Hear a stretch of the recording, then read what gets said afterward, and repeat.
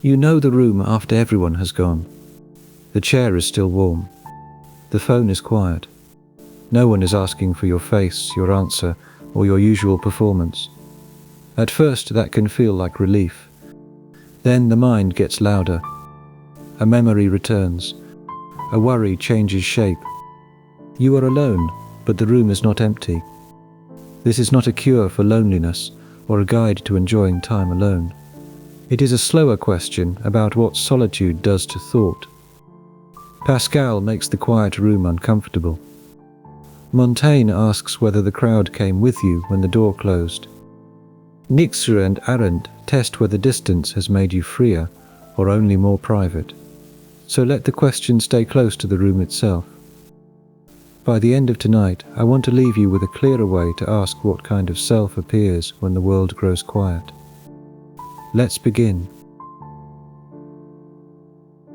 You can want silence for hours and still be surprised when it arrives. The last conversation ends, the last small duty is finished, and suddenly the room gives you back to yourself. We often imagine that this should feel simple. You are alone, so the demands have stopped. Yet the first lesson of solitude is that the absence of people does not create inner peace by itself. It changes the conditions under which thought begins to move. We have to slow down over the word itself. Solitude is not the same as loneliness, and loneliness is usually unwanted disconnection, the ache of being cut off from relation.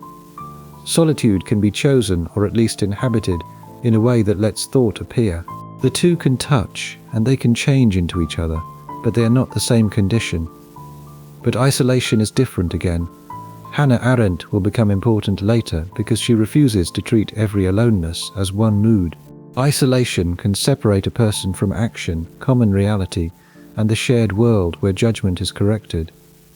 You may be alone in a room and still be thinking clearly. You may also be cut off in a way that makes thought narrower. Withdrawal is only the movement away. It is the step back from people, from noise, obligation, or speech. And by itself it tells us almost nothing. A person can withdraw to pray, to think, or to recover. The same person can also withdraw to sulk, fantasize, or hide.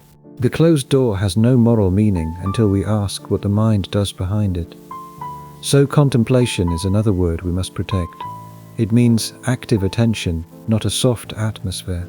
It can be philosophical reflection, prayer, careful observation, or a disciplined looking at what usually passes too quickly. Contemplation is work of a quiet kind. It is not guaranteed by silence, and it is not defeated by all company. Imagine you sit down after a long day and do nothing for 2 minutes. Very quickly, the mind begins naming what has been waiting, and a phrase someone used, a decision you avoided, a strange private wish you would rather not explain, and this is why solitude can feel exposing. It removes the noise that helped you stay vague, but we should not praise that exposure too quickly, and a room can clarify one person and bend another inward. It can help you hear a true thought, or it can make a private fear sound like a final truth. The same quiet can become honesty or boredom, it can become resentment or prayer, and it can become fantasy, grief or rest. Here is the first useful distinction. Being alone is a fact about bodies, and solitude is a condition of attention. Loneliness is a wound in relation, isolation is a loss of world, and withdrawal is the step away. Retreat is withdrawal given form. Contemplation is what attention learns to do when it stops being dragged around. Look at the room again with those words in mind. Nothing visible has changed. The lamp is still there. The wall is still there. Your phone is still face down. Yet the meaning of the room is no longer obvious. It might be a shelter, a mirror, a trap, a school, or a stage. And we have not earned the right to decide yet. A first mistake would be to treat these terms as academic labels.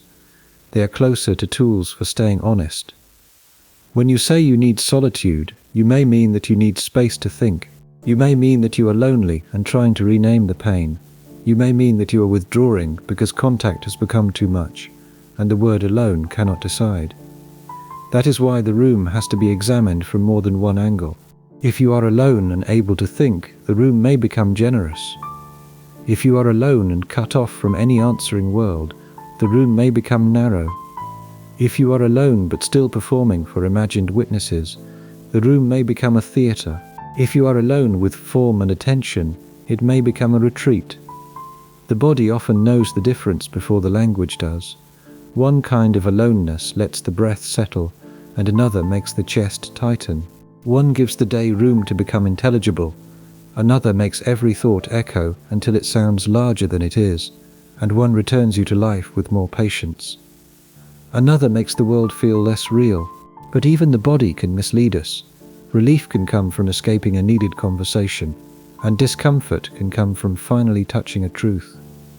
A calm feeling may be avoidance, an uneasy feeling may be honesty beginning, and this is why philosophy matters here. It keeps us from treating the first mood as the final meaning. The opening distinction is not meant to sort life into clean boxes. It is meant to keep the investigation awake, and solitude, loneliness, isolation, withdrawal, contemplation, and retreat can overlap in one evening. The same person can pass through several of them before midnight. A quiet room is rarely one thing for very long. This also means no one should be praised simply for being alone. Some aloneness is wise, some is wounded, some is necessary, some is punishment, and some is chosen because truth needs space. Some is chosen because truth has become inconvenient. The mere fact of distance tells us almost nothing about the inward quality of the distance. And yet the desire for solitude deserves respect. It often begins from a sound instinct, and the mind knows that constant company can thin it out. It knows that every face asks for some version of the self. It knows that silence can restore powers that noise scatters, and the danger is not wanting solitude. The danger is not knowing what kind has arrived. The first care, then, is patience with language. If you call every hour alone solitude, the important differences disappear, and if you call every ache loneliness, the capacity for inward life disappears. The old philosophers are not useful because they give one definition.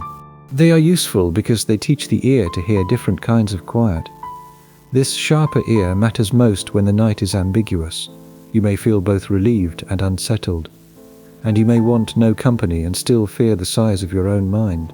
You may be grateful for silence and suspicious of what silence brings forward. The guide begins by allowing that mixture, instead of forcing it into comfort. A plain example helps. Two people sit in separate rooms, and one is resting after a day of honest relation, letting thoughts settle. The other is cut off, rehearsing grievances, losing trust in the shared world, from outside. Both are alone, and philosophically they are almost opposites. One more complication belongs at the beginning. Solitude is not measured only by how many people are near you. You can be inwardly alone in a crowd if no one can reach the part of you that is thinking. You can be physically alone and still held by friendship, memory, language, and promise. The visible arrangement is only the surface. The philosophy of solitude is not an instruction manual. It is closer to a set of lenses, each ground by a different hand, each revealing something the others miss.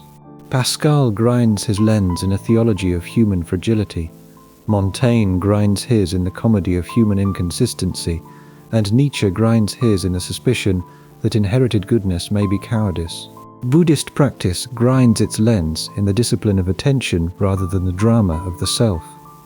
Arendt grinds hers in political reality, the recognition that thought without world can become something dangerous.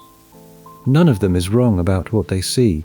They are wrong only when we treat any single one as the whole view. This is also why the question belongs to the night during the day. Roles answer for us before we ask. And at night, the answers loosen. The worker, friend, partner, child, helper, the competent face, all grow quieter. Something less managed comes forward, and it may be truer, it may be merely less supervised. We need the whole guide because the difference is not obvious. So we begin with the philosopher who makes the room uncomfortable. Pascal does not let us say that silence is automatically good, and he asks why the human being so often runs from it. Before solitude can become wisdom, it has to pass through that harder question. Why is it so difficult to remain quietly with ourselves? Think of a room so ordinary that nothing in it can be blamed, and no crisis enters, and no loud demand arrives. There is a chair, a little time, and the bare fact that you are there. Pascal looks at that plain scene and refuses to call it harmless. In the Pensée, he suggests that much human activity exists because we cannot bear to stay quietly in such a room. Pascal is not writing a modern complaint about screens. His world is not ours, and his deepest concern is religious.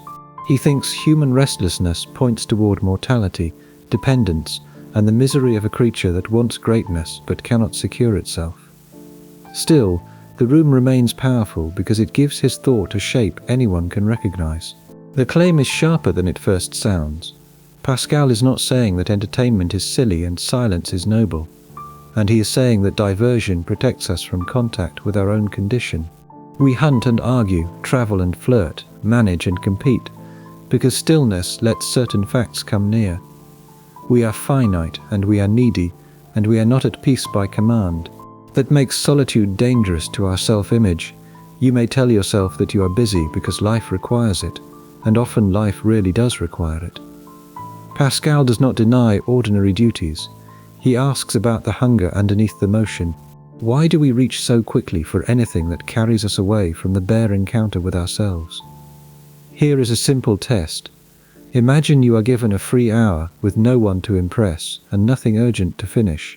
At first it sounds like a gift, then the unease begins negotiating. And maybe you should check one thing. Maybe you should clean something. Maybe a message has arrived. Pascal would ask whether the task is necessary, or whether the mind is quietly asking to be rescued. The empty room is not empty for Pascal, it is full of what diversion had covered, and boredom is only the surface. Under it sits a larger trouble. The person who cannot remain with himself discovers that his own company is not naturally sweet. He may be clever, successful, admired, and still find that stillness returns him to a lack he cannot decorate. But we should handle Pascal carefully. His argument belongs to a Christian vision in which human restlessness points beyond itself. If we remove that context completely, we turn him into a neat quote about self-care. That would be false. Pascal is more severe, and he thinks distraction hides the tragedy and dignity of the human condition.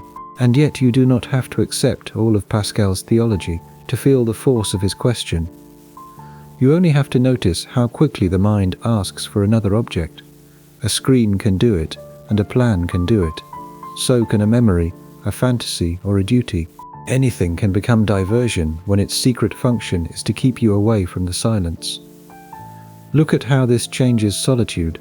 Solitude does not reveal because silence has magic in it, and it reveals because certain coverings stop working. The room takes away some of the usual excuses. No one is speaking over you, and no one is asking for a role. The noise that helped you remain scattered has gone quiet for a moment.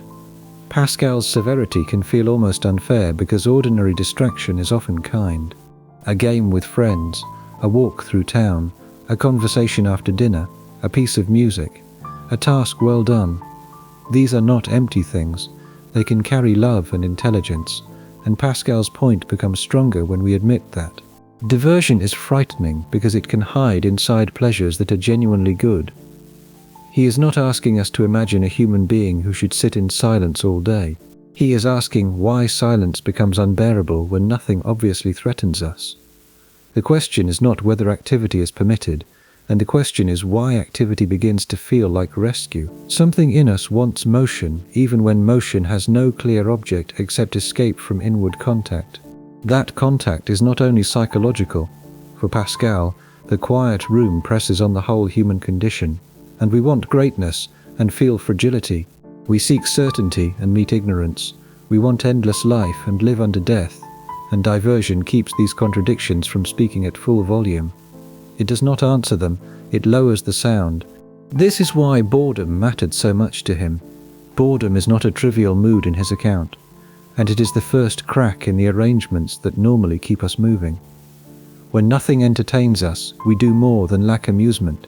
We begin to feel the instability of a self that cannot give itself rest. You may notice this in a small way when a plan is cancelled and a free evening appears. It should feel open, yet the openness becomes strangely demanding. Without the plan, you have to meet the person who had been waiting underneath the plan. The evening does not accuse you with words, it simply stops helping you flee. Pascal is hard because he refuses to flatter the modern dream that we are basically fine once disturbance is removed. Remove disturbance, and a deeper restlessness may show itself. Remove noise, and a deeper noise may begin. And the quiet room does not create the unrest, it makes the unrest harder to deny. But his harshness also protects the inquiry from sentimentality.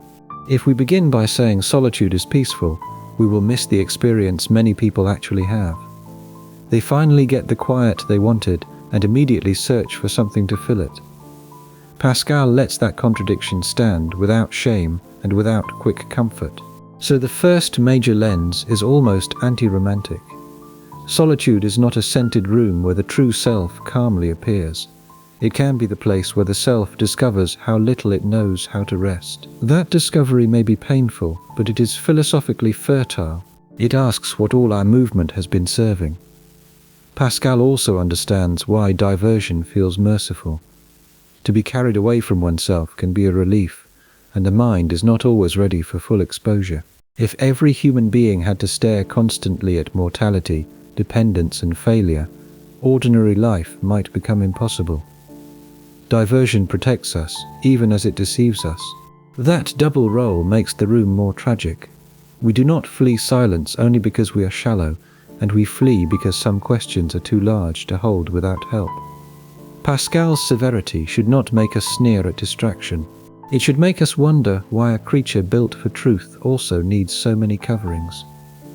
The room becomes a moral and metaphysical scene. It asks whether restlessness is merely a mood or a clue, and it asks whether the self can bear itself without being carried by something else. Pascal's answer is religious, but the question remains even for someone who does not share his faith.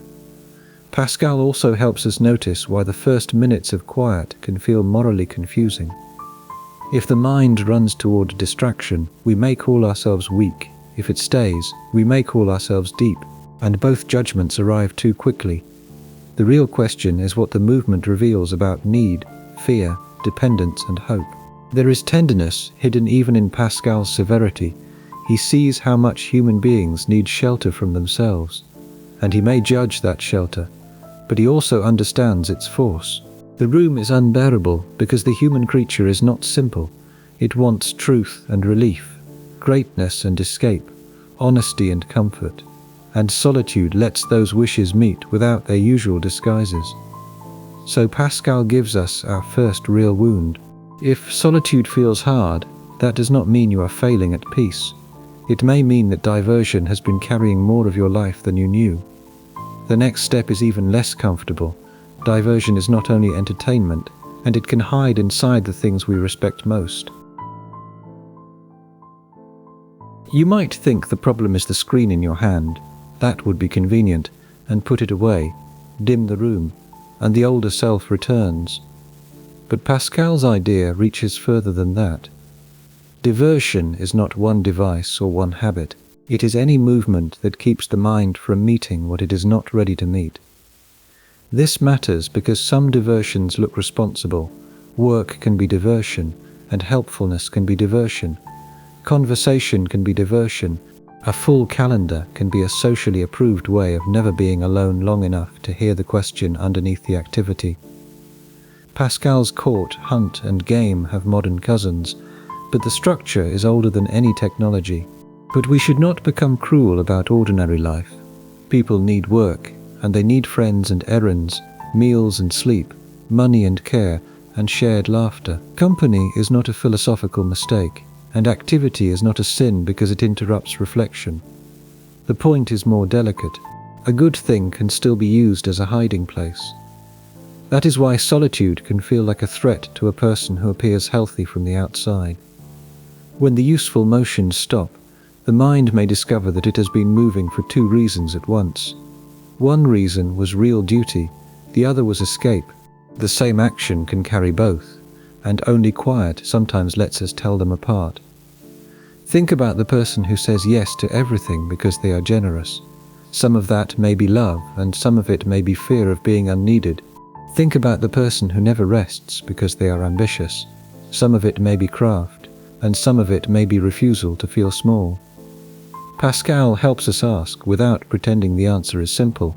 So diversion is not a list of bad pleasures. It is a relation to ourselves, and the decisive question is not whether the activity is respectable. The question is whether it allows the mind to remain permanently elsewhere. A person can escape through gambling, through romance, through work, through advice giving, through planning, and through being necessary to everyone except themselves. Here is where the night room becomes less innocent. If the room is quiet, and your first impulse is to flee, the impulse may have a history. It may know exactly which thought will arrive if you stay. Pascal does not tell us to hate the impulse, and he tells us to see it. The seeing itself is already a break in diversion. But the break does not solve the problem. Once diversion stops, the self that appears may not be pure, and it may be anxious, proud, wounded, theatrical, or confused. Pascal can bring us into the room, but he cannot by himself tell us how to live there without turning the room into another performance. This is where Montaigne becomes necessary. He knows that leaving the crowd is not the same as becoming free from it. You can close the door and still carry a parliament inside your skull. The voices become quieter, but they do not disappear.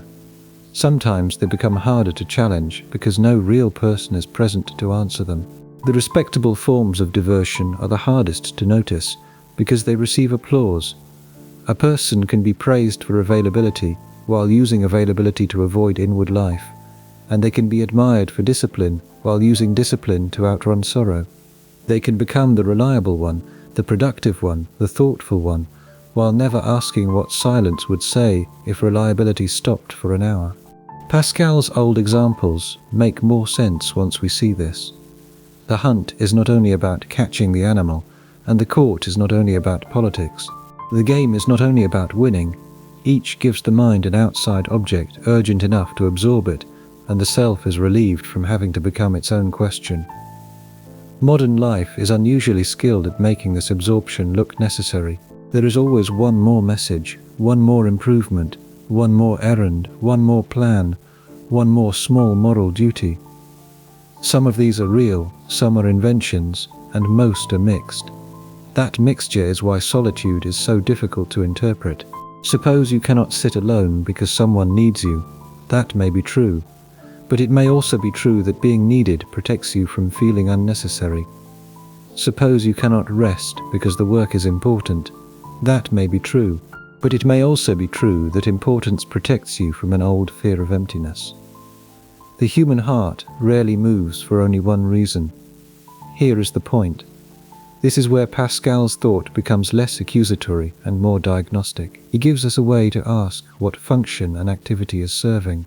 Does it connect you more honestly to life, or does it keep you permanently elsewhere? Does it make love concrete, or does it make silence impossible?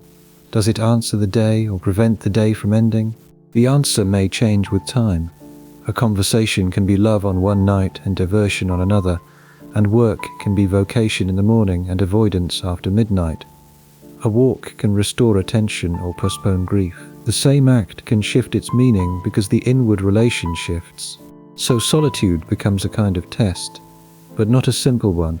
It does not test whether you are pure enough to enjoy silence, and it tests what the usual motion has been hiding. It shows which activities still feel alive when examined, and which ones were being used as a screen against the self.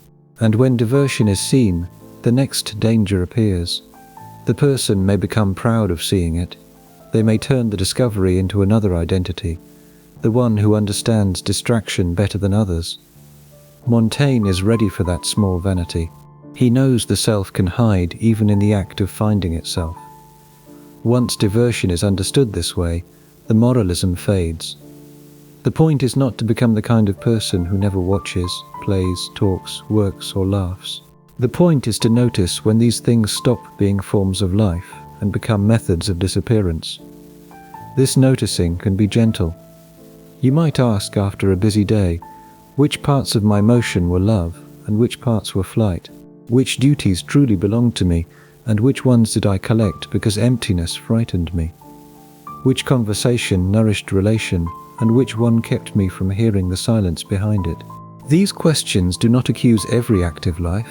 They protect active life from unconscious use, and work is more honorable when it is not forced to hide fear. Friendship is more honest when it is not forced to hide self-avoidance. Rest is deeper when it is more than collapse after fleeing the room all day. Here is the point.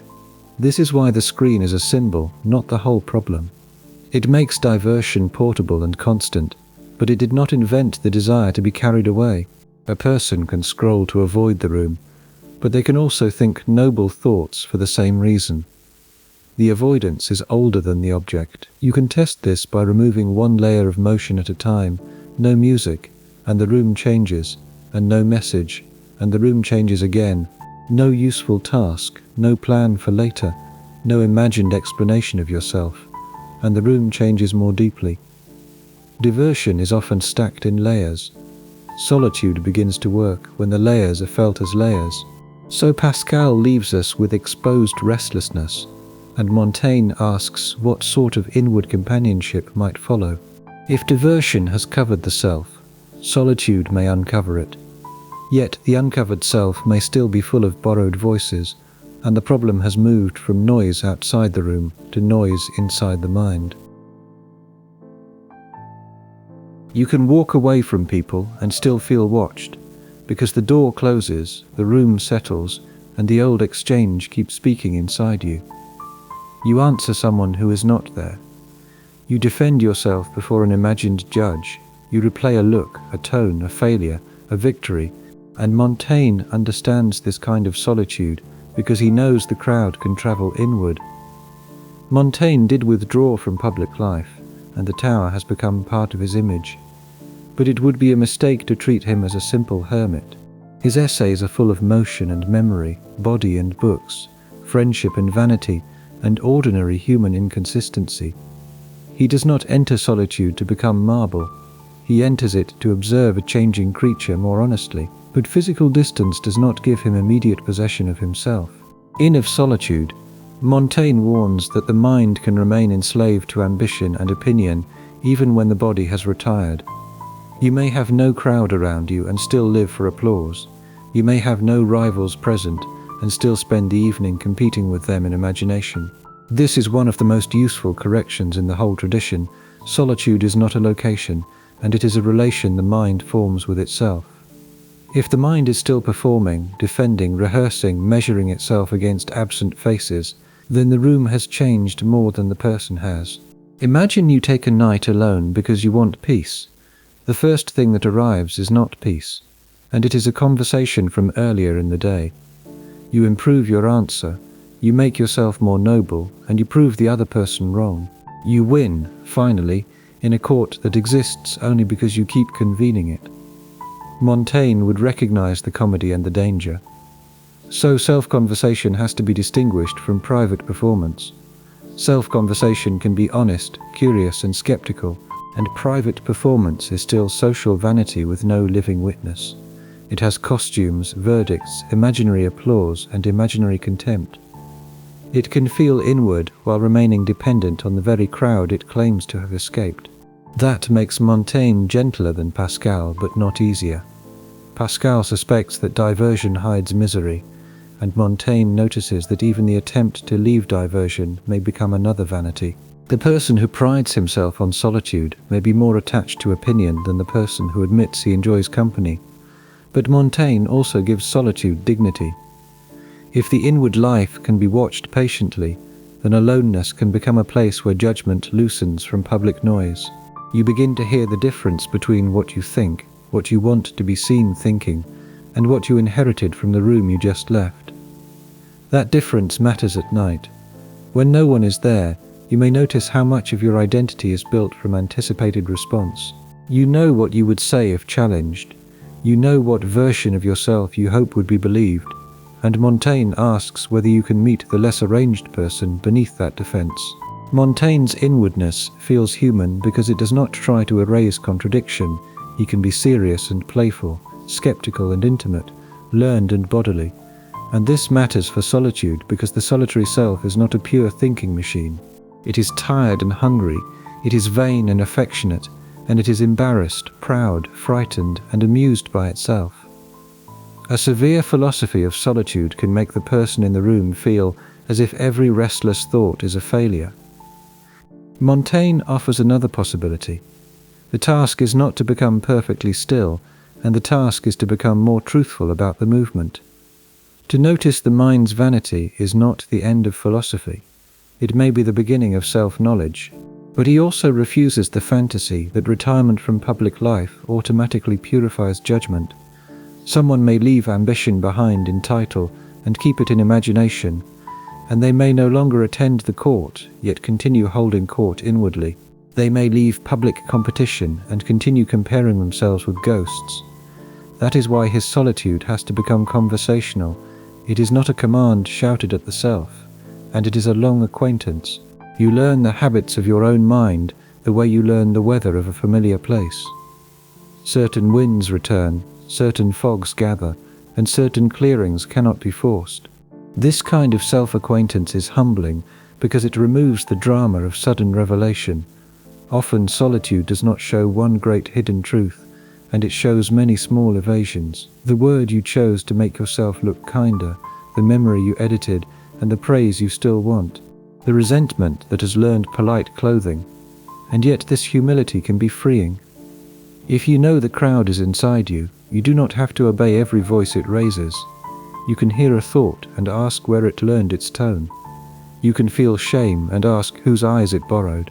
You can feel ambition and ask whether it still belongs to a life you actually respect. Montaigne's private judgment is not rebellion for its own sake. It is the slow recovery of proportion, and public opinion may be wrong, but the private mind may also be foolish. The solitary task is to hold both suspicions together. That is harder than simply praising independence. So the door closes and the real work begins after the visible crowd has vanished. The room is full of after-images, faces, expectations, comparisons, old compliments, old injuries. Solitude becomes honest only when those after-images are not mistaken for independent thought. Montaigne's method also makes room for the body. The solitary person is not only a mind inspecting ideas, and he is a breathing, aging, distractible creature with habits and moods. This matters because many false accounts of solitude treat the body as an obstacle. Montaigne lets the body belong to self-knowledge. A tired thought is not the same as a clear thought. A hungry judgment may be harsher than a rested one. A mood after humiliation may not have the same authority as a mood after sleep. Solitude can show these differences if the person does not rush to turn every passing state into a doctrine.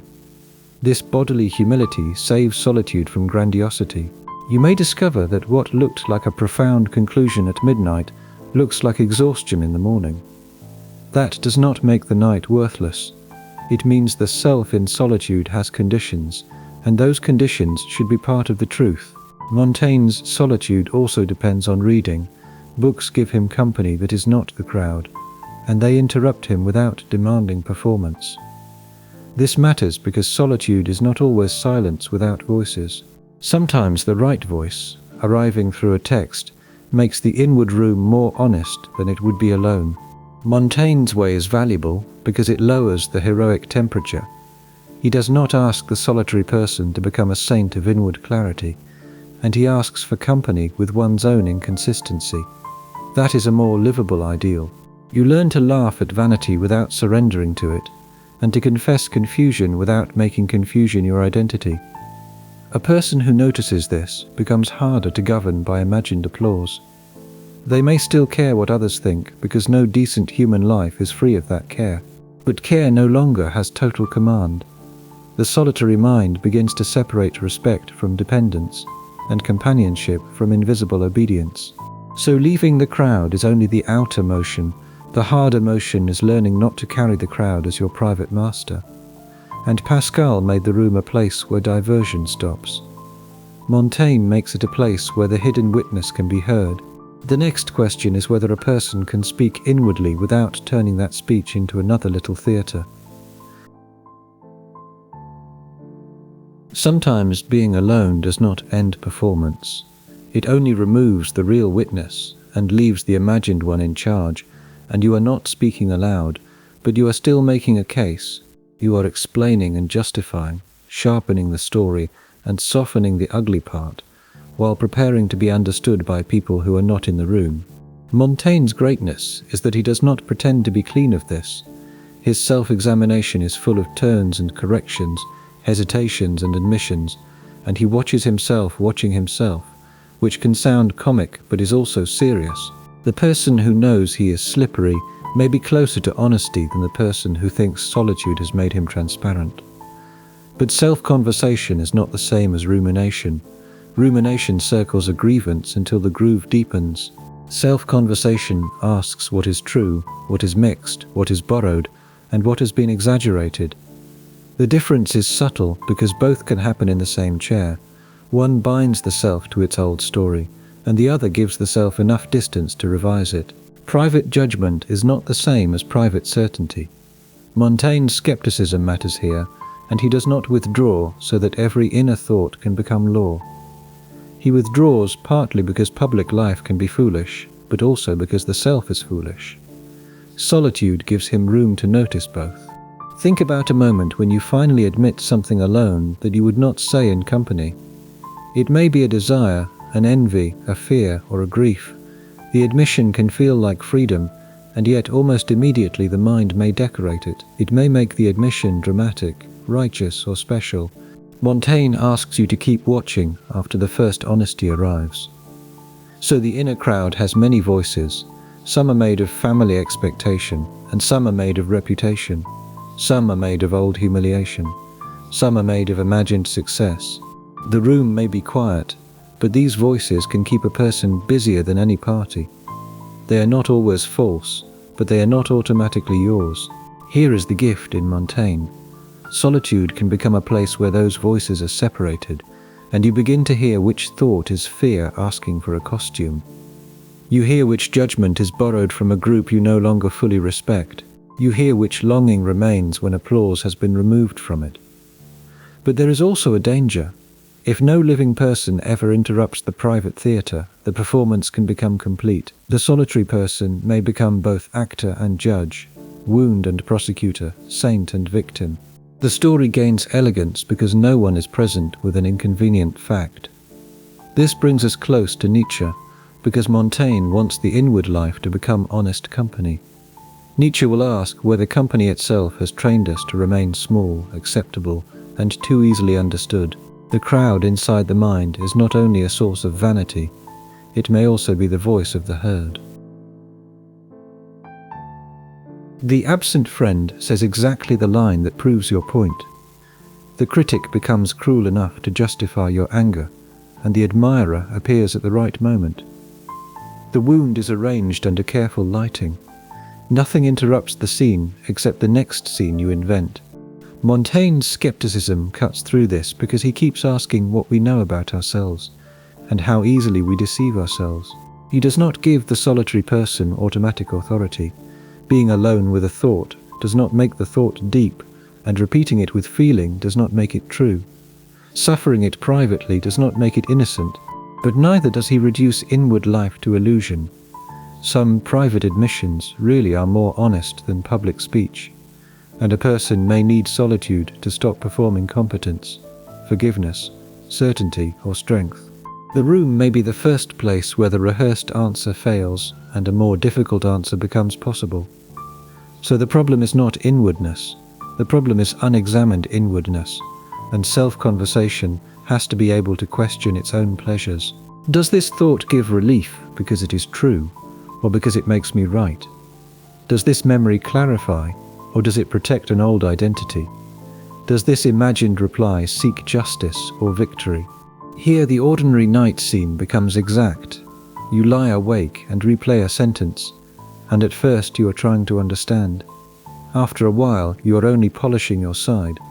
Understanding has become advocacy, and the mind has changed roles without announcing it.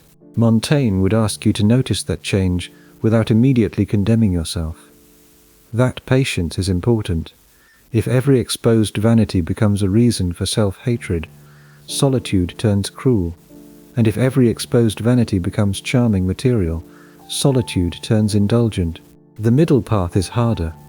You see the vanity clearly enough not to obey it, and gently enough not to build a new vanity out of hating it. One reason Montaigne remains useful for a tired mind: he does not demand a heroic self. He invites a more truthful acquaintance with the mixed self. In solitude, you may become less impressive to yourself, and that can be a relief. The self no longer has to maintain its statue, but even that relief cannot be the end. If the self becomes too pleased with its own complexity, it may become another performance. Nietzsche's challenge enters here. What if the problem is not only that we perform for imagined people? What if the values we perform came from the herd long before we knew we had accepted them? The inner crowd also explains why solitude can feel noisy even when the room is still. We carry audiences made of memory: a parent's standard, a rival's contempt, a friend's admiration, a stranger's imagined verdict. These figures can become so familiar that we mistake their presence for our own thought. Montaigne's self-study asks us to hear their accents, whose approval is this sentence seeking, and whose punishment is this shame expecting, whose admiration is this fantasy arranging. These simple questions can loosen years of obedience, because the mind begins to discover that not every inner voice deserves government. Yet the aim is not to become untouched by others. A self with no inherited voices would not be human, and the aim is freer relation. You can keep gratitude for what others gave you while refusing to let imagined witnesses rule the room. A quiet mercy comes with learning this. If the mind performs in solitude, that does not mean solitude has failed, and it means the first layer has become visible. The imagined tribunal was already operating. The room has not created it, and the room has given you a chance to hear its procedures.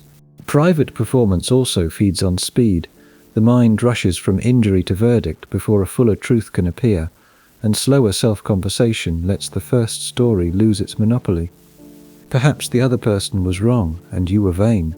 Perhaps you were hurt and also unfair, and perhaps the scene has more than one honest description. Solitude becomes useful when it can bear that complexity. This is why self-conversation needs kindness as well as rigor.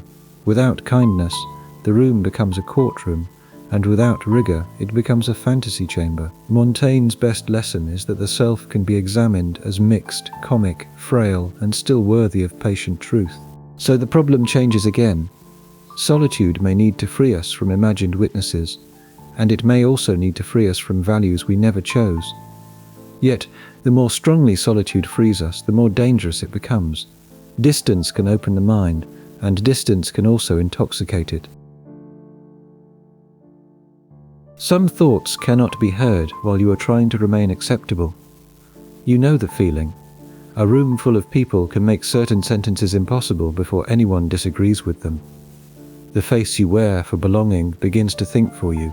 Nietzsche matters because he does not treat that as a small inconvenience. Nietzsche's language is often misused by people who want solitude to mean superiority. That is too easy, and his suspicion of the herd is not a license to despise ordinary human need. It is a warning that shared opinion can become so comfortable that a person forgets how much of their life is borrowed. But Nietzsche does give solitude a sharper dignity. In Thus Spoke Zarathustra and elsewhere, distance becomes part of becoming. To think against inherited morality, cheap praise, and ready-made values, a person may need to step away from the warmth of immediate approval. Some truths arrive first as loneliness because the old language has no place for them yet.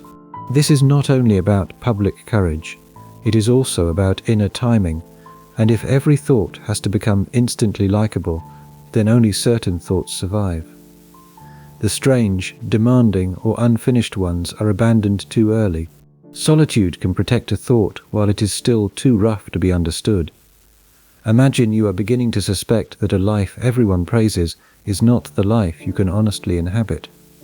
In company, the suspicion looks ungrateful. Alone, it can be examined.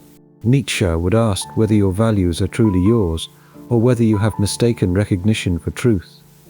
So solitude becomes distance from herd judgment. The herd is not simply other people.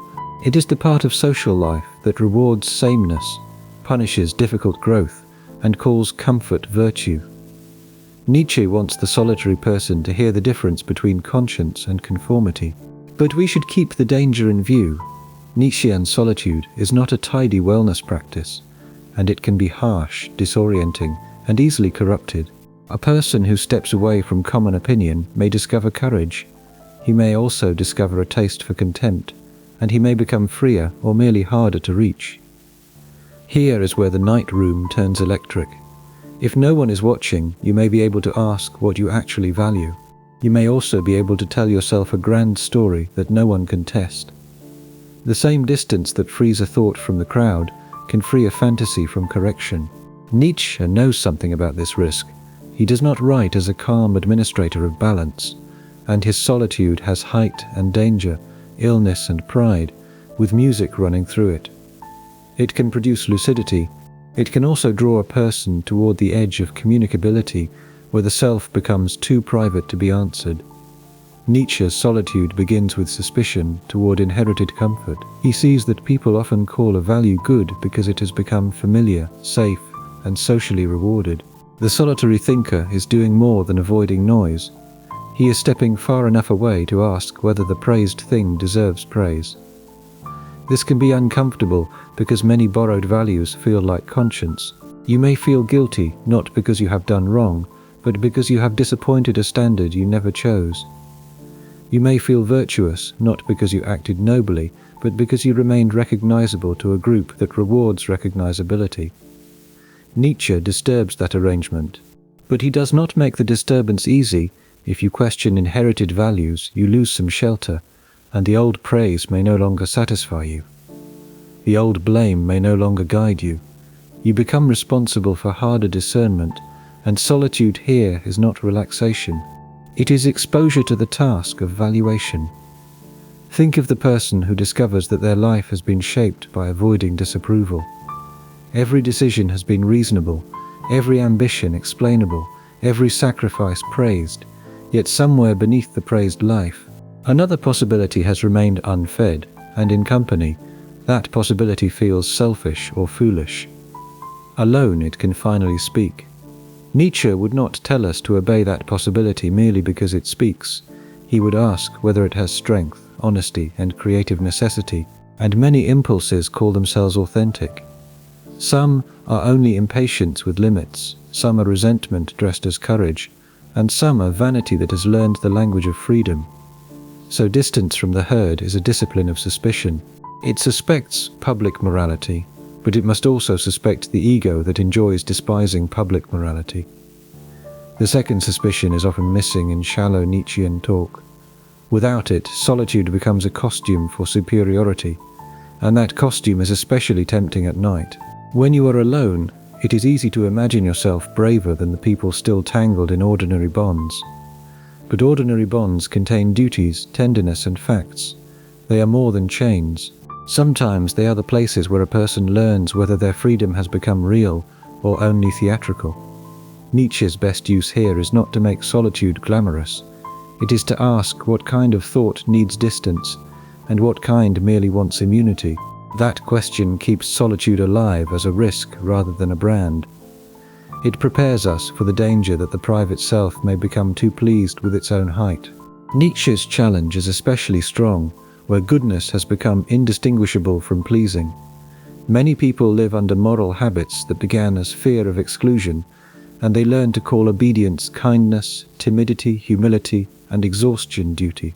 Solitude can create enough distance to question those translations, but the questioning must be courageous in both directions. It takes courage to reject a false demand, and it also takes courage to admit that some demands are real. Nietzsche is dangerous when he is used only for the first courage. A deeper reading also asks whether the solitary person is strong enough to accept obligation without needing it to flatter them. So distance is not contempt. It is a clearing in which a person can ask what has been called good, why it has been called good, and whether life is made smaller by obeying it. The clearing may be necessary. It is not a throne. Nietzsche is also useful because he respects slowness. A thought that will change a life may not be ready for immediate explanation, and it may need time away from sarcasm, approval, and easy advice. Solitude can be the greenhouse for such a thought, provided the greenhouse does not become a locked museum. The danger is that social approval can feel like safety at the exact point where it becomes confinement. A person may never be openly forced to betray themselves. They may simply learn which parts receive warmth and which parts create silence, and Nietzsche hears the violence in that gentle training. Solitude can interrupt it long enough for the forbidden question to breathe. The solitary question, then, is not how to become unlike everyone else. That is still dependence, only inverted, and the question is how to become less governed by automatic approval and automatic shame. Nietzsche's distance is valuable when it returns a person to stronger honesty, not when it merely gives them a colder mask. There is a particular loneliness Nietzsche almost celebrates, but does not quite name. It is the loneliness of having outgrown a language. You know what you no longer believe, but you do not yet have words for what you believe instead. The old answers feel borrowed, the new ones feel unfinished, and solitude can be the place where that gap is endured without being prematurely closed. This is different from the loneliness of the private myth. It is the honest uncertainty of a person between two worlds, and it requires patience, not pride. So Nietzsche intensifies solitude. Pascal shows what diversion hides, and Montaigne shows the crowd inside. Nietzsche asks whether the crowd also manufactures our values. But the question cannot end with liberation from the herd. We still have to ask what happens when no shared world remains strong enough to interrupt the solitary mind. Distance can make you more honest, and it can also make your story about yourself harder to disturb. That is the frightening edge of solitude. Once you step away from the noise, you may hear a real thought more clearly. You may also hear your own pride with no other sound competing against it. Nietzsche helps us understand why this danger is tied to strength. The person who refuses easy approval may need courage, but courage can curdle into contempt. The person who outgrows one moral language may need solitude, but solitude can turn the old language into a caricature until everyone outside the room looks shallow. The problem is not only contempt for others, it is self-mythology. Alone, a person can become the author and hero of the same private drama, then become its victim and critic as well. Every wound becomes evidence, every disagreement becomes proof that others cannot understand, and every ordinary limit becomes a sign of hidden greatness. No tyrant is needed when the mind can crown itself, and this can happen quietly. It does not always look dramatic from the outside.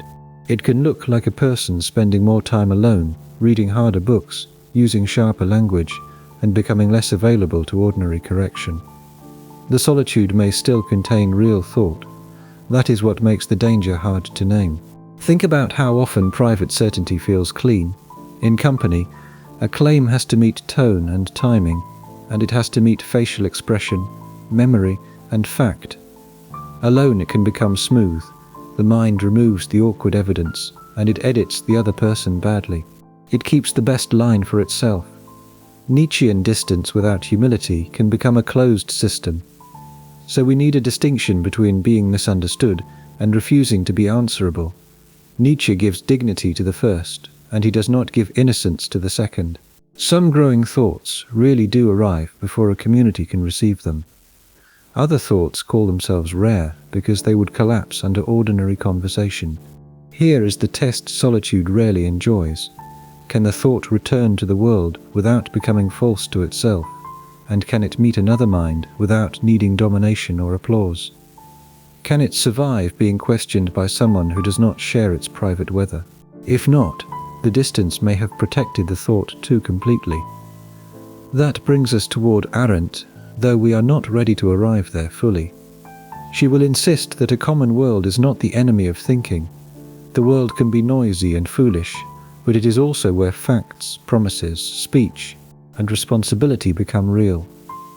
A private mind alone cannot supply all of that. But before we go to Arendt, we need one more image of chosen distance. Thoreau gives solitude a pond, a cabin, a path, and a changed scale of attention. He can make distance feel clear without making it absolute. He helps us ask whether stepping away from society can make ordinary life visible again. The private myth often begins with a true injury. Someone really was dismissed, and a thought really was misunderstood. A group really did reward shallowness. That is why the myth has strength, and it carries evidence. The danger is that the evidence becomes total. One wound becomes a complete theory of other people. Nietzsche helps us see why the solitary person can be tempted to convert pain into rank. If others do not understand me, perhaps I am higher. If they object, perhaps they are heard.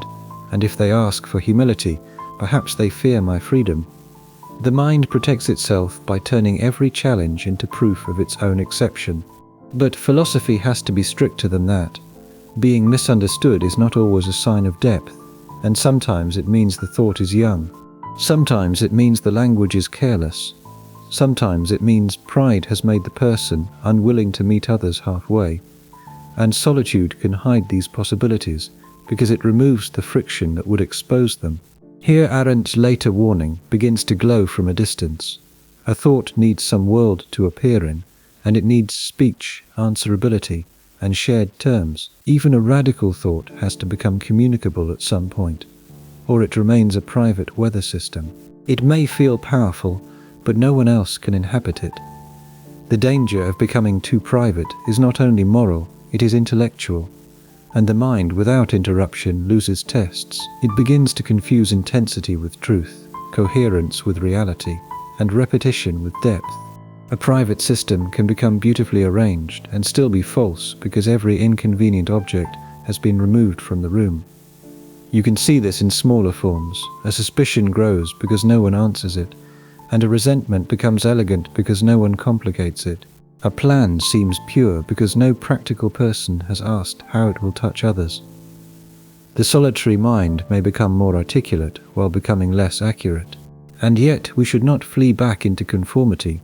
The answer to dangerous privacy is not constant exposure, and some thoughts die when shown too early. Some moral clarity needs a protected space before it can withstand the world. The issue is timing and return, and protection is not the same as permanent sealing. So Nietzsche leaves us with a double obligation: step away when belonging has made you false, and return when distance has made you unanswerable. The art is not simple. No formula can decide it for every life, and that uncertainty is the point. Solitude is powerful because it can both mature and deform the self. A private myth often has a beautiful emotional economy. Everything fits, and the past explains the present. The present proves the exceptional self. The future waits as vindication, and no awkward remainder is allowed to stand.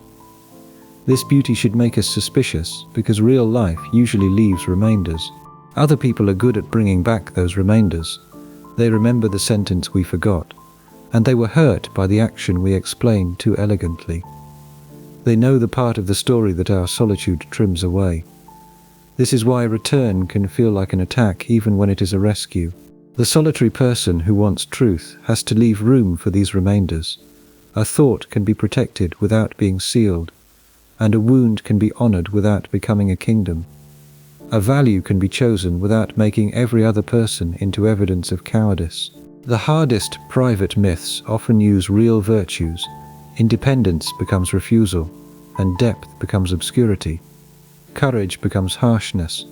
Loyalty to truth becomes inability to apologize, and because the virtue is partly real, the distortion is harder to confess. Solitude can either expose that mixture or give it better language. This is why humility is not the enemy of difficult thought. Humility does not mean crawling back to the crowd, and it means allowing reality to exceed the self's preferred drama. A humble, solitary person can still resist false opinion. They simply do not need every objection to prove their greatness, and that makes their solitude less glamorous and more trustworthy. If a private thought cannot survive any contact, we should ask what it was surviving on. Perhaps it needed protection because it was young. Perhaps it needed secrecy because it was false, and solitude cannot answer that alone. At some point, the thought has to meet air outside the room.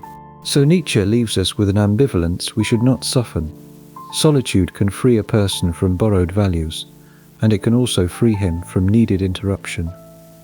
The door that protects a difficult thought may also protect a false one. The next form of solitude looks quieter, but it carries the same risk. A cabin by a pond can make solitude look simpler than it is. You picture a small room, a path through trees, water changing with the light, and a life reduced to essentials. The image is powerful because it answers a real hunger. Many people feel that their attention has been thinned by too much society and too many artificial needs. Thoreau's Walden belongs to that hunger, but it is often remembered too cleanly. His solitude was chosen, experimental, and near a town, and he had books, visitors, memory, and a public argument with ordinary life. He did not vanish from the human world. He changed his distance from it so that its habits could be seen, but that distance matters. Nature can alter the scale of the self. A person among trees, water, weather, and animals may stop treating every social signal as ultimate. The day is no longer measured only by reply, status, purchase, or performance. Attention begins to notice slower things, and the self loses some of its frantic centrality. Thoreau is useful here without becoming the spine of the inquiry. He shows that solitude can be an experiment in perception. And what do you need? What do you call wealth? Which conveniences cost more attention than they return? And which social habits look natural only because everyone around you repeats them? Imagine you leave the busy room and walk without carrying a task. At first the mind keeps talking in the old rhythm, and then the path begins to set another pace. You notice a branch, a sound, a patch of ground, the changing air. The self has not disappeared. It has been placed in a world that does not revolve around its anxious story.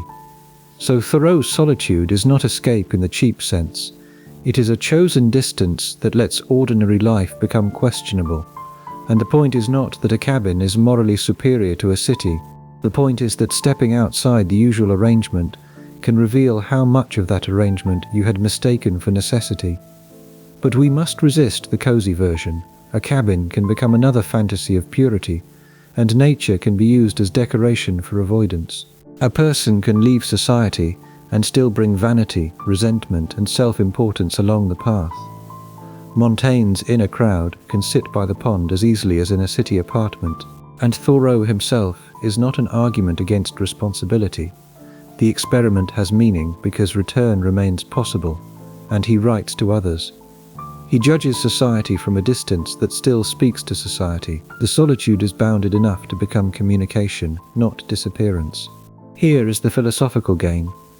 Nature solitude can loosen the grip of social immediacy, and it can make needs visible, time slower, and perception less obedient to public opinion. Yet it does not prove that the real self waits outside society in some pure state.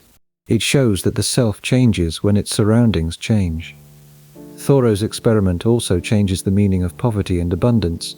In ordinary society, need often expands to match the available noise, and more objects, more comparison, more reputation, more small dependencies. At Walden, reduction becomes a way of asking which needs are real and which ones have been socially manufactured. But even here the lesson is not simple minimalism. Owning less does not automatically make a person free, and a person can be proud of needing little and still be governed by pride. They can make simplicity into another form of display.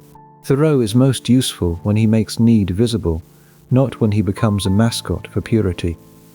The pond also teaches attention, water and weather, ice and seasons, do not flatter the human drama, and they move according to rhythms older than our worries. This can be humbling in a way company rarely is. Other people may pull us into roles, and nature can pull us out of human centrality altogether. You may know a small version of this without living near a pond. A night walk can alter the size of a worry. The same problem that filled the room may shrink under a larger sky or beside dark trees. It has not disappeared. It has been placed among other realities, and solitude in nature often works by changing proportion. But proportion is not escape. If the worry concerns another person, the walk cannot answer for them, and if the wound requires speech, the trees cannot speak in their place. If the decision carries consequences, the pond cannot consent on behalf of those affected. Nature can clarify attention, but it cannot absorb responsibility. At this point, Thoreau needs Arendt as much as Nietzsche does. Distance from society may reveal society's absurdities. It may also tempt a person to forget that the shared world remains the place where justice, promise, and action occur. Seeing clearly from a distance is valuable only if it does not become contempt for return. The cabin can become a lens or a hiding place. As a lens, it shows which parts of life were unnecessary and which were precious. As a hiding place, it lets the person claim depth while avoiding the difficulties of relation. The difference is not visible in the furniture, it is visible in what the solitude makes possible afterward. So Thoreau deepens the inquiry by making solitude environmental. The self is not revealed in a vacuum, and it is shaped by room and path. It is shaped by weather, object, and pace. When surroundings change, attention changes, and when attention changes, the self that appears may also change. The question of revelation becomes even less stable. Thoreau's chosen distance also reveals how much social life organizes time, clocks, appointments, markets, visits, letters, and expectations make one kind of day, and weather, walking, labor, reading, and watching make another. The self that appears under one order may not be identical with the self that appears under the other. This does not mean one self is false and the other true. It means the self is responsive, and change the pace and desires speak differently. Change the surroundings and attention selects different objects. A life crowded by artificial urgency may never discover which longings require slowness. Nature solitude can restore a missing scale. The human worry remains human, but it is no longer the only reality in the field. The pond does not solve the soul. It gives the soul a world larger than its latest agitation. Walden also reminds us that solitude can be an experiment rather than a permanent identity. An experiment has a question, a method, and a return of insight. It does not require the experimenter to become the experiment forever. And chosen distance can teach something precisely because it is framed, observed, and brought back. Thoreau's nature also slows the appetite for novelty. The same pond can be seen again because it is never exactly the same, and this is a different education from the restless search for stimulation. It teaches attention to stay with what is present long enough for difference to appear.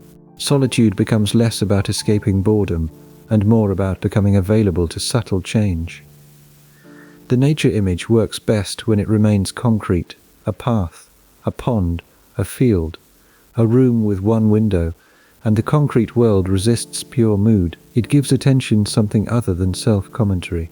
The solitary person is still alone, but no longer trapped inside language about aloneness. So we arrive at a deeper uncertainty. If solitude changes attention, scale, and desire, then what does it reveal? And perhaps it uncovers something hidden. Perhaps it also produces a different self by changing what the mind attends to. Buddhist retreat will press this uncertainty even further by asking whether the self we hope to find is as solid as it feels. You may enter solitude hoping to find yourself. That hope is understandable. Away from noise, roles, and demand, the private self seems as if it might finally appear. But some Buddhist traditions complicate that hope at the root. They ask whether the self you are searching for is a fixed possession or a process you keep mistaking for one. We have to be careful here. Buddhism is not one simple slogan, and retreat is not vague calm with a spiritual vocabulary. In early Buddhist practice, solitude can be part of disciplined attention. The Satipatthana framework points attention toward body, feelings, mind, and mental qualities. And it is training, not atmosphere. But the training changes the meaning of being alone. You do not withdraw so that every private feeling can be treated as significant, and you withdraw so that experience can be watched more carefully. A sensation arises, a mood changes, and a thought calls itself yours. A desire tightens, The practice asks the mind to see these events without immediately building a story around them. This is very different from the Western fantasy of discovering the real private ego. The retreat may reveal grief and craving, anger and fear, tenderness and boredom, and yet the deeper lesson may be that all of these arise and pass. The sense of me is not absent, but it is less solid when watched closely. Imagine you sit in silence and notice irritation. The ordinary move is to say, "I am irritated," and then search for the person or condition that proves the irritation is justified. A disciplined contemplative move is slower. There is irritation, and it has heat, thought, impulse, and duration. It changes when attended to. It is intimate, but it is not a permanent self. And so solitude here is not self-expression. It is restraint. It gives attention enough space to see craving before acting, fear before obeying, and story before believing. That is why retreat needs form. Without form, aloneness may simply let the mind repeat its favorite patterns with fewer interruptions. But retreat also carries danger if misunderstood. A person can use spiritual language to escape ordinary responsibility, and a person can call numbness detachment, call avoidance peace, or call isolation practice. Buddhist discipline is not a mood you adopt because company is tiring. It is a demanding relation to attention. Here is the challenge Buddhist retreat brings to Pascal, Montaigne, and Nietzsche. Pascal asks what diversion hides, and Montaigne asks whether the mind can converse honestly with itself. Nietzsche asks whether distance frees a person from borrowed values. Buddhist practice asks whether the very self at the center of those questions can be observed as changing, conditioned, and less ownable than it feels. That challenge is useful at night because the room can make the self feel enormous. With no one else present, every thought may seem more deeply yours. Retreat practice moves in the opposite direction, and it asks you to watch the thought closely enough that ownership becomes less obvious. This is why disciplined solitude can be less flattering than ordinary self-reflection. In ordinary self-reflection, the mind often takes its own story as the main object, and in contemplative discipline, the story itself becomes an event to be observed. A thought appears with a claim of ownership. The practice does not have to argue with it immediately, and it can notice its arising, tone, pressure, and passing. The Satipatthana structure is useful because it gives attention specific fields. Body is observed as body, and feeling tone is observed as pleasant, unpleasant, or neither. Mind is observed in its states. Mental qualities are observed in patterns that condition freedom or bondage. And this is far from dreamy quiet. It is precise work, and precision changes solitude. A person alone without discipline may become absorbed in whatever arises most loudly. And a person in trained attention may learn not to treat loudness as authority. Fear can be known as fear, desire can be known as desire, and boredom can be known as boredom. The event is intimate, but it is not automatically a command. This also complicates Pascal. And Pascal sees restlessness when diversion stops. Buddhist practice may agree that restlessness appears, but it does not have to interpret it in the same theological frame. It can ask how restlessness is constructed, how craving moves, how aversion takes shape, and how identification tightens around passing states. It complicates Montaigne too. Montaigne's self-conversation still often circles a personal self being known. Buddhist attention can make that self feel less like a stable speaker and more like a changing pattern of grasping. The inward conversation becomes quieter because the ownership of every thought is no longer assumed.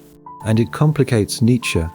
Distance from the herd may help a person ask which values are borrowed, but contemplative practice may ask who is making the heroic claim of distance.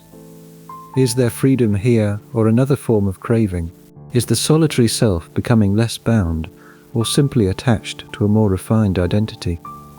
None of this means solitude erases personality. It means personality is seen with less enchantment. The remembered injury, the desired future, the feared humiliation, the proud image of being different, all can be watched as events. This does not make them unreal, it makes them less absolute. So Buddhist retreat gives the guide a necessary reversal. The room may not contain a hidden diamond called the true self. It may contain conditions arising and passing with enough regularity that we call them me. Solitude becomes less about possession and more about seeing. That seeing requires form, or it quickly collapses into ordinary mental rehearsal. The discipline of attention also gives solitude an ethical quality. If you can watch anger arise without immediately becoming its servant, you may answer another person differently. If you can watch craving tighten without obeying it, desire loses some of its tyranny.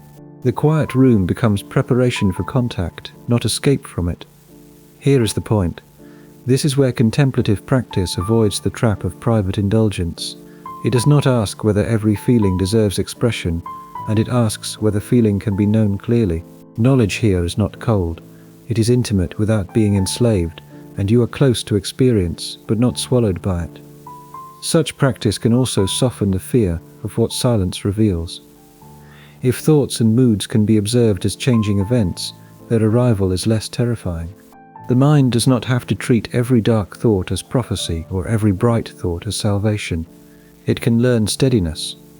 This discipline also changes the meaning of boredom. Boredom is no longer only a signal to flee, and it can become an object of attention. What is boredom made of? Restlessness and resistance appear. So do the desire for stimulation, the fear of blankness, and the wish to become important again. Watched closely, boredom loses some of its command. Not self can sound abstract until the room gives an example. A thought arrives saying, "I am this anger," and a moment later the anger shifts. Another thought arrives saying, "I am this sadness." Later, sadness opens into fatigue, memory, tenderness, or nothing clear at all. And the practice does not deny experience. It denies that every passing state has final authority. The result is not necessarily peace. Sometimes careful attention makes unrest clearer before it makes anything easier, but clear unrest is different from vague unrest.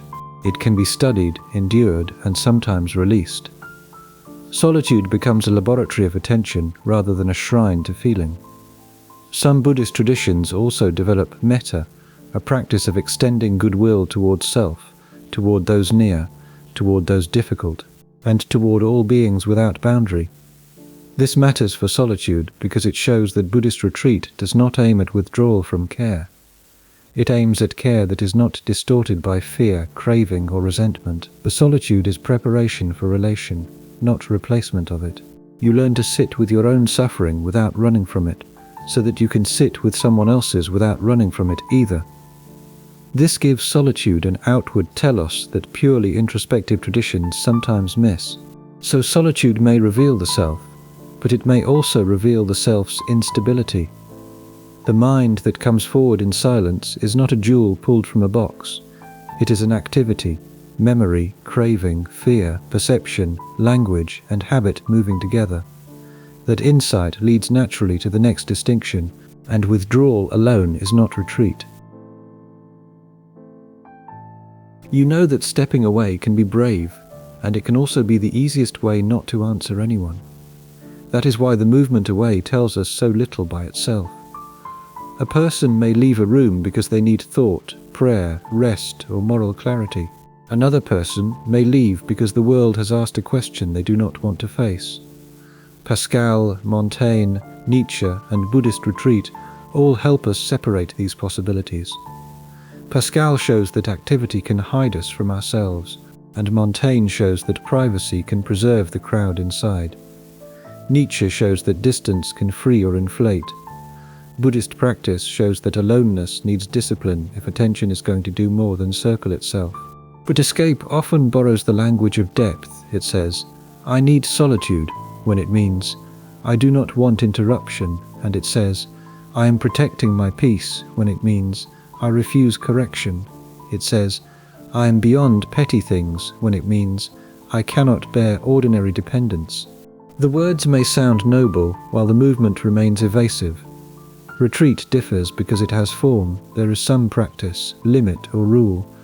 And there may be prayer and schedule, there may be teacher, text, vow, or honest purpose. The form does not make it pure, and it gives the mind something besides its own weather to answer to. Without form, a night alone can become a private climate that no one else can enter. Think about the difference between silence that lets you admit fault and silence that lets you avoid apology. Both may look the same from outside. You are alone and the room is quiet. Yet inwardly they are opposite. One returns you to the world more truthful, and the other keeps the world waiting outside the door. So the moral question is not whether you withdrew, it is whether withdrawal made relation more honest or less possible, and did solitude help you see the person you had avoided seeing? Did it help you tell the truth with less theatre, or did it help you build a story where no one else's claim could reach you? This is why mere ambience is too weak for this topic. Calm sound, dim light, and pleasant distance can make aloneness feel meaningful, but philosophy asks what the calm is doing. Is it allowing attention or anesthetizing it? Is it making grief bearable or helping a person postpone grief indefinitely? This matters because solitude can feel good while still being false. Relief is not always wisdom. Sometimes the absence of others feels peaceful because no one is challenging our preferred version of events. Sometimes the room feels holy because it has stopped requiring generosity, patience, or accountability. But the opposite error is also real. We should not treat every withdrawal as selfish, and some people cannot think until they step back. Some grief needs privacy. Some moral courage begins in a room where no one is rewarding it, and the task is distinction, not suspicion of all silence. One sign of escape is that the aloneness makes the person less truthful when they return. They come back with a cleaner story, but not a more honest one. They have found words that protect them from apology, and they have found principles that excuse coldness. They have found calm, but the calm depends on keeping other people at a distance. A sign of retreat is different. The person returns with more capacity for truth, and they may not be cheerful, they may not have solved the problem, but they are less frantic, less theatrical, more able to speak plainly, more able to hear what they did not want to hear. The solitude has increased contact rather than reduced it. This difference can be painfully subtle. A person grieving may need privacy and seem unreachable for a while, and that is not necessarily escape. Grief often needs a chamber where it does not have to perform for comforters, but if privacy hardens into refusal of every living bond, something has changed, and solitude has begun to lose its doorway. Likewise, a person thinking through a moral decision may need distance from pressure. They may need to stop answering messages, stop pleasing everyone, and hear the central claim. Yet, if distance becomes a way to avoid those affected by the decision, the thinking has become incomplete. It has become private power. Pascal would ask whether withdrawal has become another diversion. Montaigne would ask whether the person is still performing inwardly, and Nietzsche would ask whether the solitude has created courage or merely pride. Buddhist practice would ask whether attention is actually disciplined, or whether craving has learned a quieter vocabulary. These questions are not meant to trap the solitary person. They are meant to protect solitude from its counterfeits, and real solitude is too valuable to be confused with avoidance. If the room is going to become a place of thought, it must be more than the absence of demand. This is why form matters even outside religious retreat. A journal can be a form, and a walk with one honest question can be a form. Reading a difficult text slowly can be a form. Sitting for a fixed time without reaching for escape can be a form, and returning to a conversation after reflection can be a form. Without some form, withdrawal tends to obey the strongest mood. Anger writes the philosophy, and fear sets the boundary. Pride interprets the silence, sorrow makes the future small, and form does not remove these forces. It gives attention away not to be ruled by whichever one arrives first. Escape usually resists names. It prefers phrases that cannot easily be questioned, and I need space. I am protecting my energy. I am done with drama, and these sentences can be true. They can also hide refusal. The difference appears in what happens afterward, and does the space produce clarity, or only distance? Retreat can also be uncomfortable because form limits the ego. A rule, text, teacher, promise, or fixed practice keeps solitude from becoming whatever the mood wants. The ego often prefers vague aloneness because vague aloneness answers to nothing. form gives the room a spine. Here is the point. This is why even a small practice can matter. 10 honest minutes may be more serious than an entire weekend of self-protective withdrawal. And the measure is not duration. It is the quality of attention, the willingness to be corrected, and the capacity to return less false than before. So the same phrase, "I need to be alone," can carry different moral weights. It can mean I need to listen before I speak, and it can mean I am about to disappear from a duty. It can mean I cannot stay kind if I remain here. It can mean I do not want anyone to question my story. And solitude begins when we dare to tell the difference. The ordinary world gives signs. After real retreat, you may be more willing to apologize, less eager to explain yourself, more able to act. After escape, you may be calmer only because the demand has been postponed. The body may feel relief in both cases, and the ethical difference appears in the return. This distinction also protects other people. When withdrawal is escape, those outside the room often pay the cost, and they wait, guess, absorb silence, or carry uncertainty. A serious philosophy of solitude cannot ignore that. The right to step away is tied to the responsibility to return honestly. So we need Arendt now. She gives us a vocabulary for why some aloneness supports thinking while other aloneness damages the relation to the world. She will not let solitude become a romance of disappearing. She will ask whether the self in the room still has a world to return to. There is a kind of being alone that lets a person think. There is another kind that makes thought harder because the person no longer feels held by a shared world. Hannah Arendt is essential because she refuses to let these conditions collapse into one emotional word. For her, solitude, loneliness, and isolation are deeply different. Arendt's political concerns are grave, and we do not need to turn this whole inquiry into a political lesson. Still, her distinctions matter for any serious philosophy of solitude. In the life of the mind, thinking has an inward dialogue, a two-in-one relation where the self keeps company with itself. Solitude can be the condition for that dialogue. But loneliness is darker than simply sitting alone. It can mean being abandoned by meaningful relation, cut off from the world where words, facts, and recognition have weight. The lonely person may be surrounded by people and still lack world. The solitary thinker may be physically alone and still remain in relation to truth, memory, language, and others. And isolation has another shape. It can separate a person from action and shared life. Someone may be isolated in work or power, in fear or illness, or in a social arrangement. Arendt's point helps us see why the mere absence of company tells us almost nothing.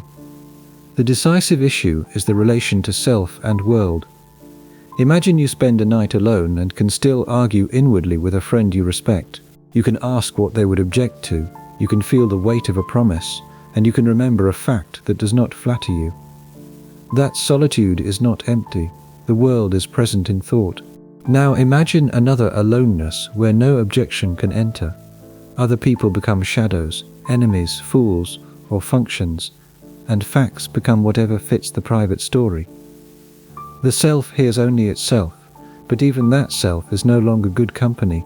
This is closer to loneliness in Arendt's severe sense, a loss of the world that makes thinking answerable.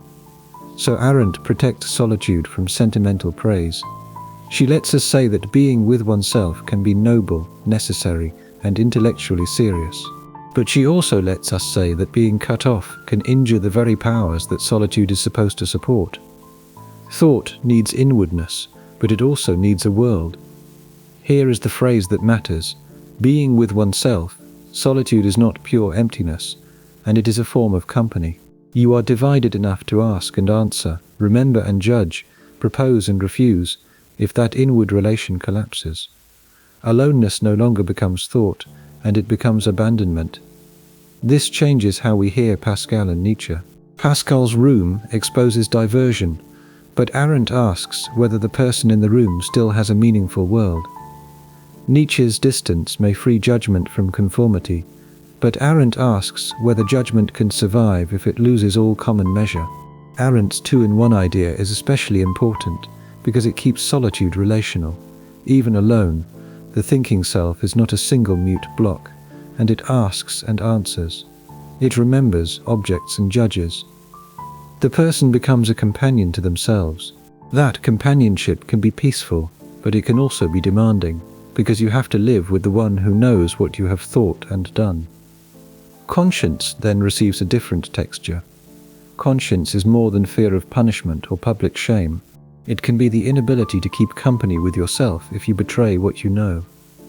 In solitude, that inward companionship becomes clearer. You may get away from other people for a while, and you do not get away from the self that has to answer itself. But loneliness breaks that companionship. In loneliness, the person is not simply alone with themselves. They may feel deserted even inwardly, unable to sustain the dialogue that makes thought possible. The world no longer appears as a place of meaningful relation. The self no longer feels like a companion, but like an abandoned point.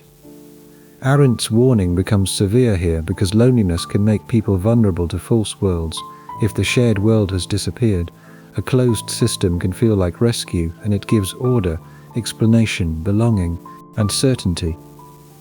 The danger is not sadness alone, it is the loss of a reality held in common. We can bring this back to ordinary life without forcing the political context too far. When someone is deeply lonely, they may not need a lecture about the beauty of solitude. They may need relation, witness, and return. To call that condition solitude would be inaccurate and unkind. And philosophy begins by naming the difference. And when someone is in genuine solitude, they may not need rescue from being alone. They may be thinking, mourning, praying, composing, or recovering moral proportion.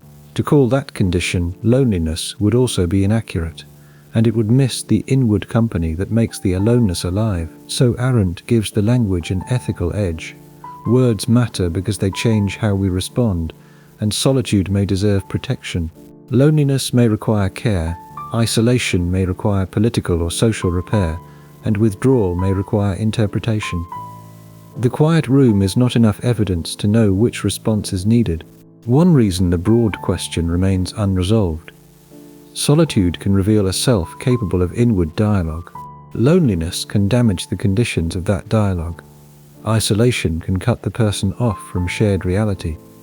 And the same absence of company can contain completely different relations to thought and world. Arendt's distinction also changes how we interpret inner speech. The inward dialogue of thinking is not the same as obsessive repetition, and in thinking, the self can disagree with itself. It can pause, test, remember, and refuse. In obsessive loneliness, the same claim may circle without becoming answerable, and the motion looks mental, but it is not free. The two-in-one relation also means that solitude contains plurality in a small form. I am not simply a point of appetite, and I can ask myself what I am doing. I can be ashamed before myself. I can be surprised by my own thought. And this inner plurality is one reason solitude can support moral life. But inner plurality depends on a world of language and relation that came before it. We learned to speak inwardly because speech existed between people. We learned objection, promise, and account from shared life. And even the solitary mind carries the world that formed its capacity to think. Arendt matters especially after Nietzsche. Without her, distance from the herd can sound like the final liberation. With her, we remember that a world held in common is not only a pressure to conform, it is also the space where truth can appear between people, and not merely inside one will. Arendt also helps distinguish privacy from worldlessness. Privacy can be necessary, and it shelters birth, grief, thought, love, and conscience from public exposure. Worldlessness is different. It is the loss of a shared space where things can appear as common objects. Solitude needs privacy. It becomes dangerous when privacy hardens into worldlessness. In this sense, the self is never purely private. Even the voice that speaks inwardly has learned from others, and even conscience carries language. Even refusal depends on a world being refused. Solitude may narrow the circle of presence, but it does not create a self from nothing. So solitude must be defended from both sides. It must be defended against the noise that makes thinking impossible, and it must also be defended against the loneliness that makes thinking unreal. The next step is to ask why other people, who so often interrupt us, may also save us from ourselves. Other people interrupt us. Sometimes that is exactly what we dislike, and they ask for time and patience, explanation and compromise, and restraint. They bring facts we did not choose, they remember what we said, and they misunderstand us. They need us in the life of thought. This can feel like interference, and in the life of judgment, it may be mercy. Arendt's common world is not a warm slogan about community. It is the shared space where things appear between us, and a table or a promise can hold it. So can a law, a story, a fact, a place, a history, a wound, or a responsibility. The world is not inside any one person, and that is why it can resist private fantasy. But solitude needs that resistance if it is going to stay truthful. The inward dialogue can become serious only when it remains connected to something beyond mood. A thought that never meets fact becomes vapor. A judgment that never meets another person becomes self-approval, and a sorrow that never meets speech may become a whole private universe. This does not mean that the crowd is always wise. Nietzsche was right to distrust easy approval, and Montaigne was right to distrust opinion carried inward. Pascal was right to distrust busy distraction. Arendt adds that the cure for foolish company is not worldlessness, and the cure is a better relation between inward thought and shared reality. Think about a hard decision made alone. At some point you may need quiet to hear what you believe, but if the decision affects another person, solitude cannot be the final court. You may return with more clarity, but the clarity has to meet the person, the promise, the cost, and the facts that quiet could not settle by itself. So correction is not humiliation. It is one of the ways the world keeps us sane, and someone says, that is not what happened. Someone says, I was there too. Someone says, you are leaving out your part. Someone says, I understand the wound, but not the conclusion you have drawn from it. These interruptions can feel like threats. They are also gifts. Here is the balance Arendt gives us. Inner freedom and shared reality are not enemies, and solitude without inward freedom becomes noise. Shared reality without solitude becomes conformity. But solitude without a return path can become dream, ideology, resentment, or loneliness with better language. And that return path can be modest, a conversation, a text, a practice, a promise, a remembered teacher, a fact you refuse to edit, a person whose objection you can still hear with respect. These are ways the common world remains inside solitude without turning solitude into chatter. But we should not force this into simple advice. Some nights really do require no conversation, and some truths can be heard only when the room is quiet. Arendt does not cancel solitude. She asks whether the room is still connected to the world that gives thought its seriousness. Correction is often unpleasant because it arrives from outside the story we prefer. A fact does not care about the elegance of our private explanation, and a promise does not disappear because solitude made us feel pure. Another person's memory may break the symmetry of our account. The common world is full of these resistances. This resistance can feel anti-philosophical. When we are tired, we want the room to settle the matter, and we want the inward verdict to be enough. But many human questions are not owned by one inward life. They are shared, and because they are shared, they have to be answered when others appear as more than material for our reflection. Arendt helps because she does not make thinking and worldliness enemies. Thinking may require withdrawal from immediate activity, and judgment requires return. If you never withdraw, you may become shallow. If you never return, you may become unreal. And the two movements need each other more than proud solitude likes to admit. This also reframes Montaigne's inner crowd.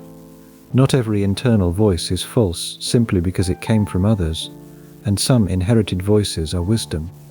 Some remembered objections are acts of love. Some shame is destructive, but some shame protects decency.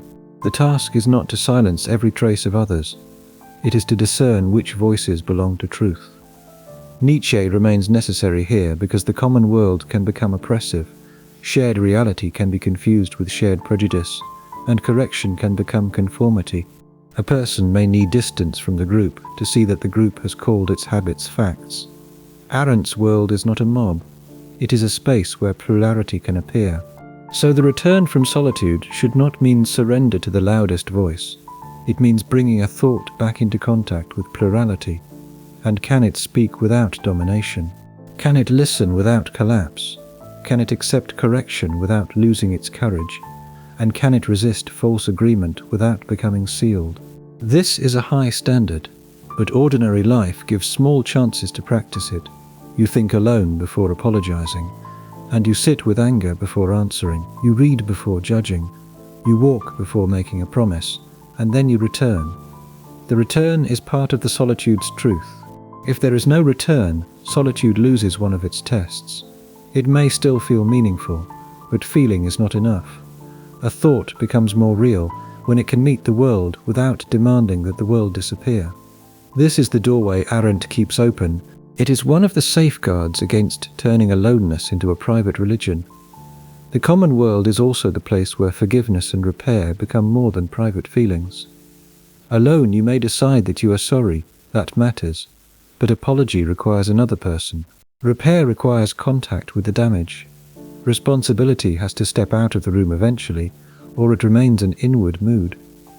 This is difficult because solitude can make moral emotion feel complete before action has begun. You feel remorse and mistake the feeling for repair. You feel clarity and mistake clarity for courage. And you feel tenderness and mistake tenderness for changed conduct. The world tests whether the feeling can become deed. Arendt's doorway back to the world is not an interruption of philosophy. It is part of philosophy's demand, and thought that never touches action may stay beautiful and harmless. Judgment becomes real when it accepts the risk of appearance among others. The common world also gives scale to suffering. Alone, pain can become the whole universe. In relation, pain may remain real while finding proportion among other lives, duties and facts. This does not diminish pain. It keeps pain from becoming the only authority in the room. This also explains why a remembered friend can be part of solitude. You may be physically alone and still ask what a truthful friend would say. And that imagined objection is not the same as Montaigne's inner crowd of vanity. It can be a form of world kept alive inwardly. The difference is whether the remembered voice flatters performance or calls you back to reality. Testimony is one of the common world's most underappreciated gifts. When someone says, "I was there and it was not like that," they are not merely correcting a fact. They are handing back a part of reality that solitude had quietly removed. The solitary account is often not malicious, and it is simply incomplete in the way that any single perspective is incomplete. To receive testimony without collapsing into shame, and without dismissing it as threat, is one of the harder arts that solitude should prepare us for, rather than let us avoid. The doorway back to the world can be frightening because it risks the fragile clarity gained alone. Yet clarity that can never risk relation may not be clarity at all. It may be a protected arrangement. The world tests thought, but it also gives thought a place to become more than inward weather. So now the philosophical spine is almost complete. We have exposure, self-conversation, distance, discipline, and common world. And modern solitude research can add context, but it must not take over. It can help us see why chosen solitude and unwanted loneliness have different consequences, without replacing the older question.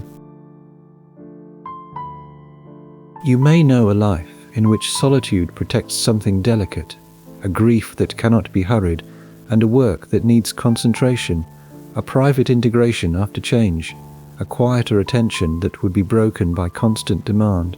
Anthony Storr is useful because he makes a modern case for solitude without needing to pretend that all aloneness is healthy.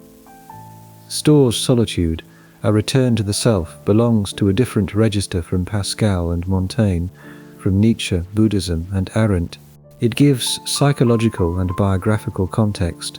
It notices creativity, inner life, and the way some people need periods away from others to digest experience. That is helpful, but it should remain support rather than foundation. But the modern distinction is important. Chosen solitude is not the same as unwanted loneliness. A person who withdraws with purpose, capacity, and continuing bonds is in a different condition from a person abandoned by relation. Duration matters, choice matters, and temperament matters, social support matters, and the inward activity matters most of all. This keeps us from two errors. The first error says solitude is always good because creative people sometimes need it, and the second says aloneness is always damage because loneliness can be painful. Both are too blunt. The same fact, being alone, can belong to very different human situations. Imagine someone who returns from company exhausted but not bitter.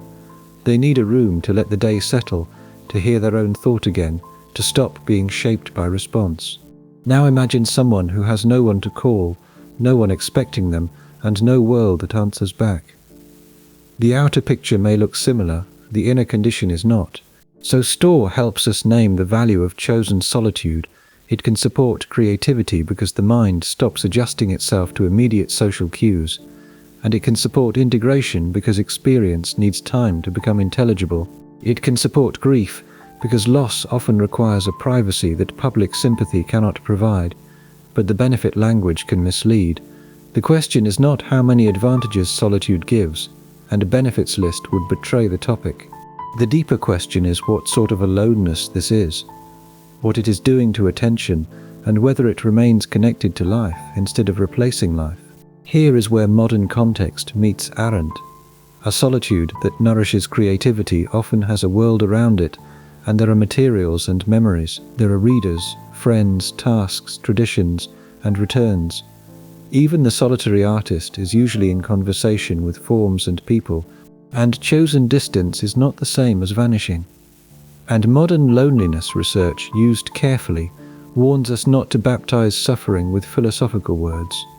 If someone is unwantedly alone, cut off, frightened or abandoned, it is not enough to say that solitude can be meaningful. That may be true and still be cruel. Distinction is part of compassion.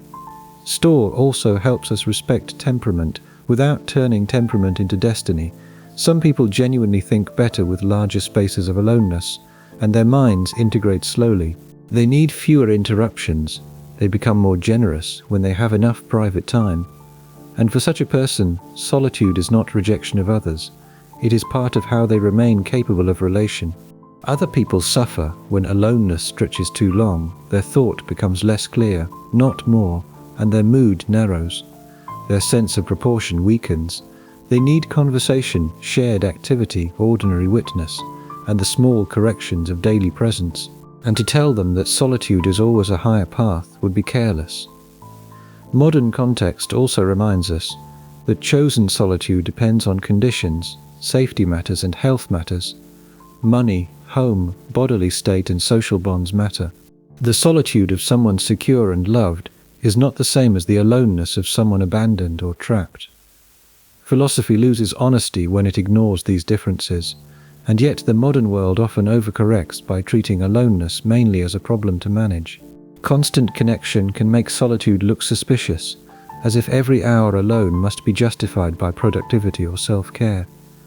Storr's value is that he defends a quieter inner life that may not be immediately useful to anyone. Creativity is one example, but not the only one. A person may need solitude to let experience settle into meaning, and a conversation may be understood only later. A loss may become speakable only after many silent returns. A change in life may require private time before it can be shared without distortion. This integration is not dramatic. It may look like staring out a window, washing a cup slowly, walking the same path, or sitting awake without solving anything. The mind is not idle. It is rearranging relation, memory, and feeling, and it is letting life become narratable without forcing it into a quick explanation. But the same quiet can become stagnation if nothing is metabolized. That is why the older philosophers remain necessary, and Pascal asks whether the quiet is touching what diversion hid. Montaigne asks whether the self is being examined or staged. Arendt asks whether the world remains reachable, and Storr gives permission for solitude, but not exemption from these questions. So the modern case completes the guide by adding human variance. Solitude is not one medicine with one dose. It is a condition whose value depends on choice, form, relation, duration, and inward activity. The empty room has to be read in context, not worshipped as a universal answer. Storr's modern defense also matters in a culture that often confuses constant availability with care. A person who does not answer immediately may be judged cold. A person who needs long private stretches may be judged strange. Yet some minds become more capable of love when they are not constantly exposed to demand. Chosen solitude can protect the depth from which relation is offered. If every hour is filled with response, the self may become reactive, and it speaks before knowing what it means.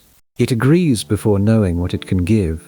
It stays socially present while inwardly thinning out, and solitude can restore enough inward density to make presence real again. But this defense must not become an excuse for neglect. The fact that solitude nourishes some people does not cancel the claims of those who depend on them. The mature question is how private renewal and shared responsibility can coexist without either becoming a mask for selfishness. The psychological language of integration is useful here if it stays modest. Integration does not mean turning every experience into a lesson, and it means allowing scattered parts of life to find relation.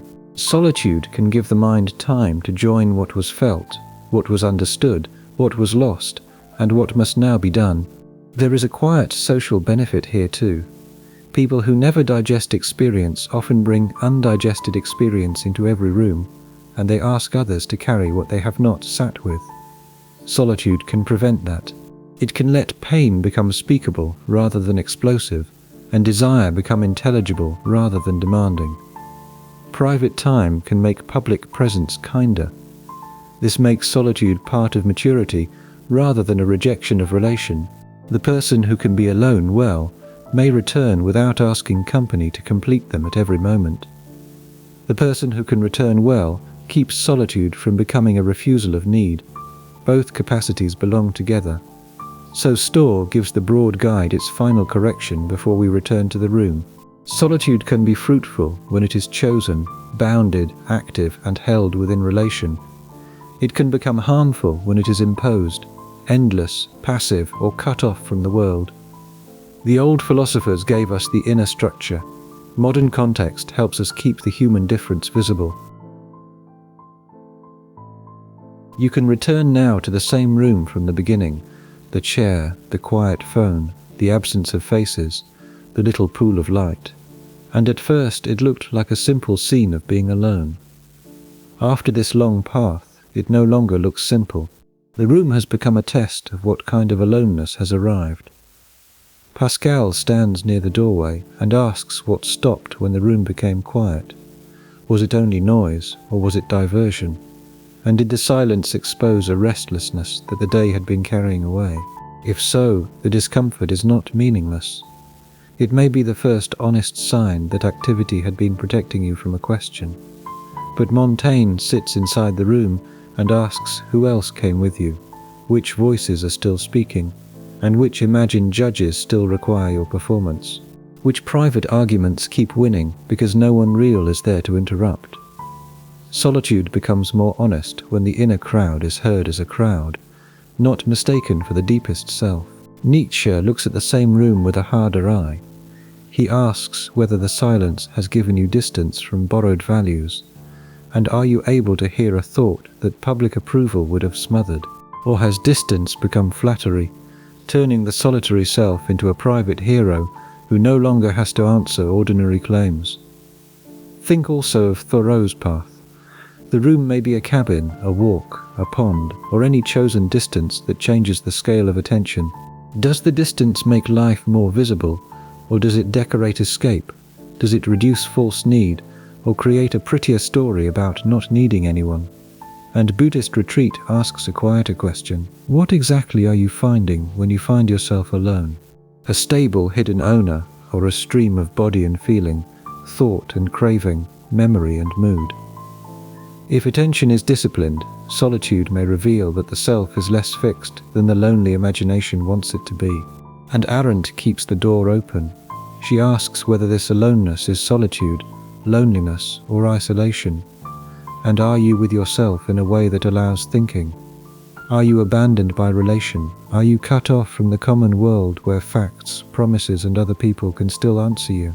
The difference may decide whether the room clarifies or distorts. Here is the mature question. Solitude is not good or bad in one piece, and it is a condition that changes the relation between attention, self, and world. It can uncover what diversion hides, it can let self-conversation begin, and it can protect a difficult thought. It can train attention, it can also intensify fantasy, pride, loneliness, and worldlessness. So when you sit alone at night, the first task is not to praise the silence or fear it. The first task is to ask what kind of silence it is. Is it chosen, and is it bounded? Is it honest? Is it disciplined? And is there a world to return to? Is there a real person whose claim you are avoiding? And is there a truth you could not hear until now? The room can now be read almost like a philosophical instrument. It removes company and shows what was depending on company, and it removes interruption and shows whether interruption had been preventing thought or protecting truth. It removes performance and shows whether performance ends or only moves inward. It changes the light by which the self sees itself. But an instrument can distort what it measures. A telescope can reveal distant objects and still require calibration. Solitude can bring a hidden thought close, but it can also enlarge whatever happens to be nearest. A fear, a desire, a resentment, or a fantasy may fill the whole room simply because nothing else is competing with it.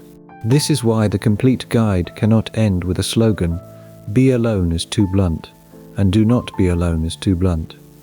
Find yourself is too simple, and lose yourself is too simple.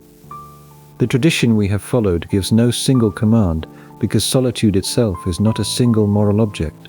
Pascal and Montaigne do not agree in every respect. Nietzsche does not say what Buddhist retreat says, Arendt does not say what Thoreau says, and Storr does not turn solitude into a single rule.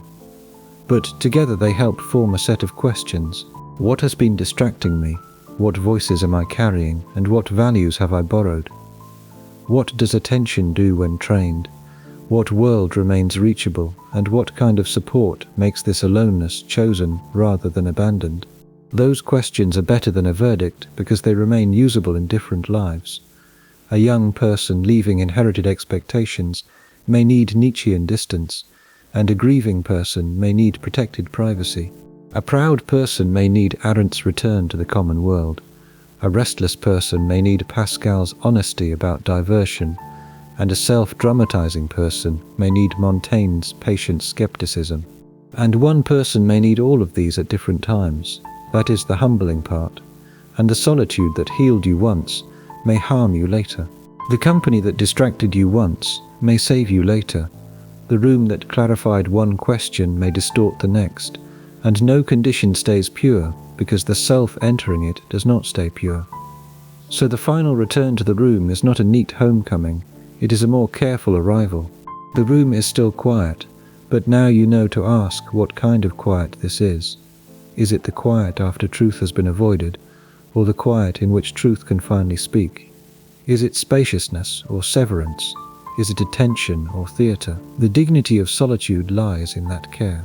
It gives the mind a chance to meet itself without immediately being managed by others. Its danger lies in the same gift.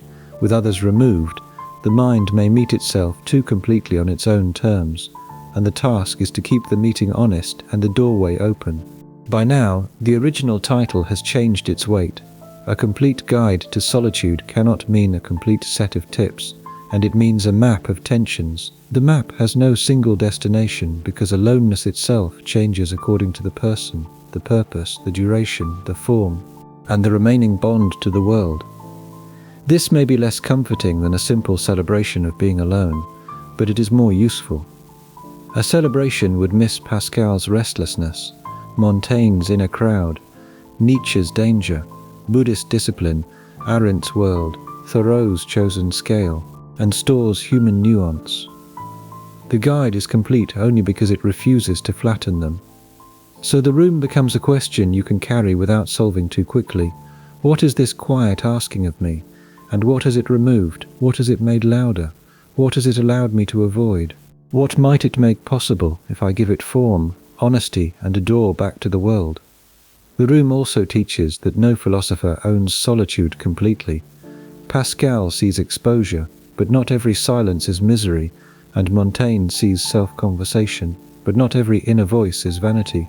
Nietzsche sees distance, but not every bond is heard. Arendt sees world, but not every withdrawal is abandonment, and their disagreement is part of the guide. So perhaps the question is not whether solitude reveals or changes the self. It does both, and the two cannot be cleanly separated. To reveal a thought, solitude changes the conditions under which thought appears. To change attention, it reveals what depended on former distractions, and the mirror also alters the light. That is why the room remains philosophically alive. That is the honest ending toward which the whole inquiry moves.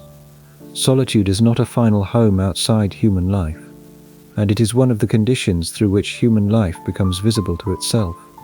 It needs silence, but also language. It needs distance, but also return, and it needs privacy, but not worldlessness. And maybe that is why solitude remains philosophically unstable. It removes witnesses, and that can reveal the self beneath performance. It removes witnesses that can let performance become private and complete, and the same absence can become a mirror or a distortion. The room is quiet, but it is never neutral.